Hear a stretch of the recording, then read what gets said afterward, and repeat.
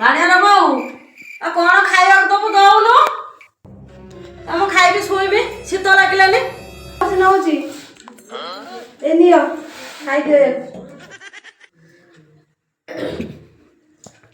ତୁ ଏତେ ରୋଷେଇବାସ କରୁଛୁ ଏତେ ଇଏ କରୁଛୁ ତୋର କିଏ ପ୍ରଶଂସା କଲାନି ନା?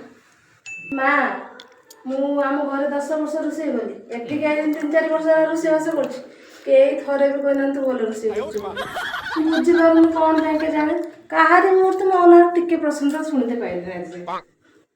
ମୁଁ ଜାଣିପାରୁନି ସେଟା ମୋ ଦୋଷ କି ମୋ ରୋଷେଇ ଦୋଷ କି ମୋ ହାତ ଦୋଷ, ଏପର୍ଯ୍ୟନ୍ତ ମୁଁ ଭାବି ପାଇଲିନି। ଲୋ ମା ତା ହାତରୁ କେବେ ଦେଖିଛୁ ଖାଇଛୁ ନା? କେବେ ସେ ଭଲ କରିଛି ନା? ଭଲ କନେ ସିନା ତାକୁ ପ୍ରଶଂସା କିଏ କରିବେ? 7 ବର୍ଷ ହେଲାଣି କନେ କଣ ଲାଭ?